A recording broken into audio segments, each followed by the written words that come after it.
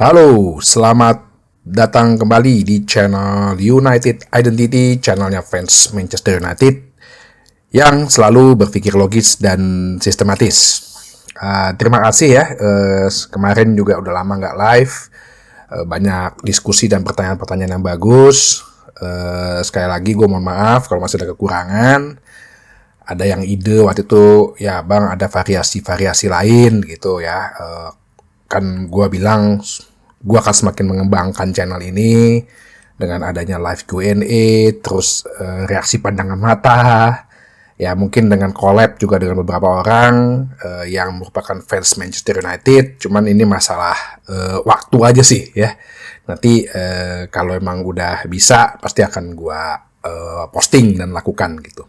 Jadi kemarin akhirnya malam udah ada press conference-nya Ruben Amorim yang pertama.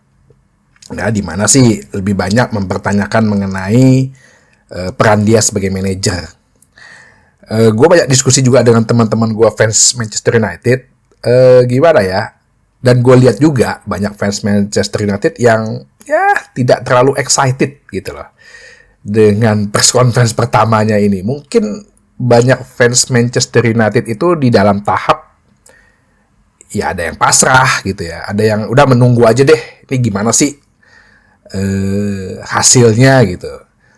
Dan gak banyak juga yang menaruh ekspektasi yang terlalu besar gitu untuk juara lah, untuk apalah ya. Mungkin orang yang gitu kan yang lebay aja, yang cuma cari engagement aja, yang ngomong-ngomong kayak gitu loh. Ya tapi kalau gue sih sendiri, ya kita tetap punya keyakinan gitu bahwa ya ini cara yang dipakai Ineos, kita coba tunggu aja deh. Nggak usah terlalu berbunga-bunga gitu hati, wah nih pelatih hebat, wah karena kan kita udah pengalaman gitu loh. Jadi jurnalis ini menanyakan gitu kepada Amorim, kenapa kok lu yang setelah banyak manajer gitu ya, gimana rasanya gitu ya. Ya pertama dia bilang kan beda ya di Sporting sama di Manchester United, ya lebih besar, lebih banyak orang-orangnya, staffnya.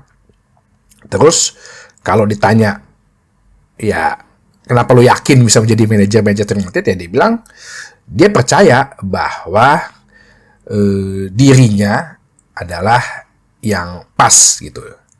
Dan yang membuat lo yakin gimana nih, kan kita udah melewati 5 manajer dan 4 interim ya, atau caretaker gitu.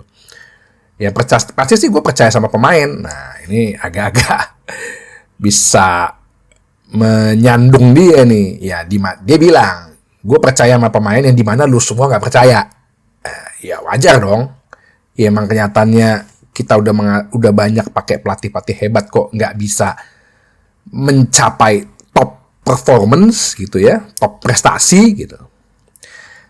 Ya, terus dia bilang, kalau lu percaya sama pemain, sistem mana nih yang dipakai? Apakah akan ada perubahan besar-besaran? Ya, dia bilang sih, ya bukan masalah revolusi pemain ya. Ini bukan masalah pakai 3 back, pakai 5 back, tapi bagaimana mengubah cara kita bermain sepak bola.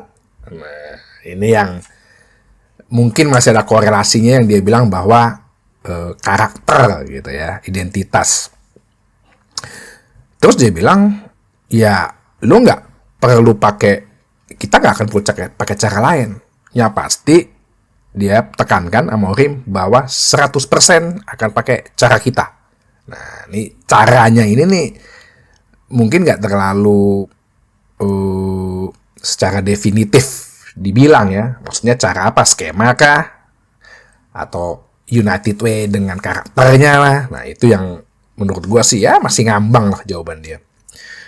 Terus tanya, jadi ini pekerjaan yang impossible, ya, tidak mungkin gitu. Ya dia bilang, oh nggak ada yang nggak mungkin. Ya ini kata-kata yang bisa jadi nanti kalau dia gagal dia takut jadi bumerang gitu ya. Sama kayak waktu Ten Hag bilang an era akan berakhir gitu, sebuah era akan berakhir. Nah dia bilang gini, bahwa dia adalah orang yang tepat untuk pekerjaan ini. Nah, ini 2 nih yang pasti para haters nih udah siap-siap nih dengan memesnya gitu ya, dengan memesnya gitu ya, untuk membuli. Ditanya mengenai Mourinho, ya dia bilang dia pernah datang ya 6 tahun yang lalu sebagai istilahnya intern gitu ya, belajar gitu ya, PKL lah ya, praktek kerja lapangan. Mourinho kasih pesan buat dia ya untuk semoga berhasil ya, mungkin nggak semuanya, mungkin masih dia bilang kali ada si ini tuh yang toxic gitu ya mungkin. Terus dia bilang ya dia nggak bisa dibandingkan dengan Mourinho gitu, karena Mourinho ya walaupun sama-sama Portugis ya, Mourinho datang dengan sebagai juara Eropa, juara UCL, sedangkan ya saat ini juga beda waktu kan, perubahan sistem sepak bola, mungkin maksudnya perubahan tuh udah banyak terjadi lah 20 tahun yang lalu gitu loh. Ya pasti dia bilang itu dia dengan Mourinho adalah hal yang berbeda. Ditanyakan juga mengenai rekrutmen dengan pemain-pemain muda. Ya dia bilang sih berdiskusi dia dengan para petinggi-petinggi ya. Cuman kalau untuk dari pemain-pemain muda, dalam hal ini dari akademi, yang pasti kan mereka bermain dengan sistem yang berbeda gitu loh ya. Tidak langsung dijejelin sistemnya gue. Kecuali kalau misalnya dia bilang gue butuh nomor 6. Nah nanti direktur teknik nih, dalam hal ini Jason Wilcox yang akan cari siapa nih yang berpotensi nomor 6 di sistemnya Amorim. Biasanya diolah dulu lah, dilatih dulu. Oh ini yang lebih cocok. Nah masuk ke tim utama, tambah dipoles lagi sehingga bisa lebih jadi. Terus kalau masalah pembelian pemain gimana? Nah dia sih bilang bahwa dia nggak bilang bahwa pembelian pemain merupakan hak dia gitu ya. Tapi dia bilang didiskusikan bersama dan gua hanya boleh milih.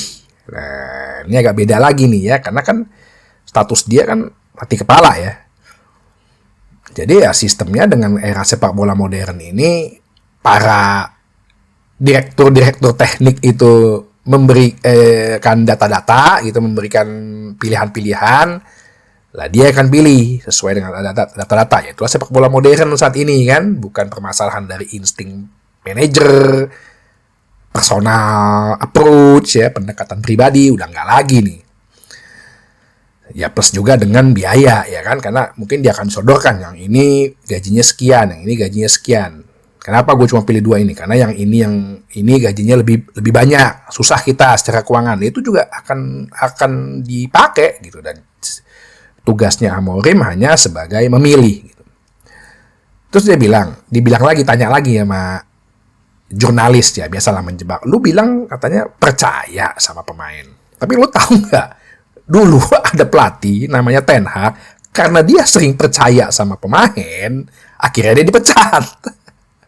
Nah, ini pertanyaan yang bagus nih. Ya bilang sih, ya dia tidak akan bisa merubah seseorang dalam 1 kali latihan. Mungkin akan 3-4 kali latihan ya, secara garis besar dia bilang pasti akan butuh waktu gitu kan. Cuman ya pemain tunjukin kerja kerasnya gitu, dan buktikan kalau emang gue salah. Nah, jadi dia juga puji sih Ten Hag, bahwa dia bilang ya gue tak sadar bahwa selama ini ada pelatih yang berkelas kayak Louis van Gaal, ada pelatih yang mantan pemain legenda yang orang dalam kayak Ole, terus kayak Ten Hag yang menurut dia di luar 5 liga terbaik dia adalah pelatih yang bagus, yang membuat sistem permainan Ajax yang sangat ditakutin gitu ya, the best dia bilang permainan Ajax saat itu. Ya dia bilang tetap bagaimana pemain menunjukkan kepada dia gitu, kerja keras sampai mana, sampai bilang ya gue ternyata salah nih menilai lu nih, ya udah tindakan berarti kan. Nah jadi ya ini sih pertanyaan-pertanyaan yang bagus dari jurnalis, tapi jawabannya ya juga masih naratif lah ya, masih retorika lah. Cuma kita pengen lihat tindakannya, actionnya gitu loh. Seperti yang gue bilang, ya udah, ada yang komenkan nih 3-4-3 kemarin nggak apa-apa nih, emang bukannya nanti takutnya kita ada, udah deh. Kalau nanti beradaptasi lagi, proses lama lagi, entah kayak Ten Hag, jadinya dia disbelief gitu loh, ragu gitu antara mau menerapkan sistemnya sama pemainnya yang mau dibuang dulu, yang mana nih, ini kayak telur sama ayam gitu loh. Nanti kan siapa yang duluan? Mau nerapin strategi atau mau buang pemain? Mau buang pemain nggak segampang itu. Mau nerapin strategi pemainnya nggak cocok. Kalau gue menurut United Identity sih ya udah, langsung aja terobosan, terapkan 3-4-3, kita lihat siapa yang nggak cocok. Langsung Januari dibuang. Ya entah dengan dipinjamkan kek atau dituker kek gitu. Langsung aja bikin 3-4-3, nggak apa-apa. Misalnya kita kalah dulu, nih besok lawan Ipswich bisa, nggak apa-apa ya. Kita berharap menang ya. Pasti gue pengennya menang. Cuman kalau misalnya nggak berjalan gitu misalnya, ya. Bukan masalah menang kalahnya deh, nggak berjalan sistemnya 3-4-3. Tapi karena orang-orangnya, ya udah langsung lakukan aja drastis, radikal gitu loh, perubahan. Ganti orangnya. 6 bulan kemudian ganti lagi, mungkin 4-5 pemain langsung nggak apa-apa. Jadi menurut gue ya, gue setuju Ruben Amorim bilang 100% cara kita, ya lakukan aja dengan cara 3-4-3, nggak apa-apa. Dari situ kan kita bisa lihat pemain mana yang memang benar-benar bisa cocok.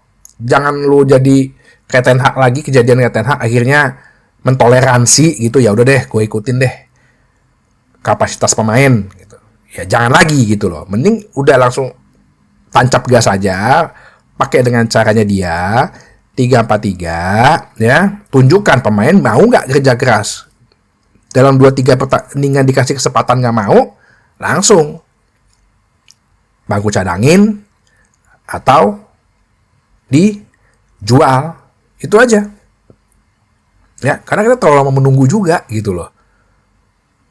Lo kalau misalnya pakai cara yang sama juga dengan Ten Hag atau dengan pelatih-pelatih lain, ya gue rasa para fans yang nggak excited itu juga makin lama ya udah pasrah aja tuh kan.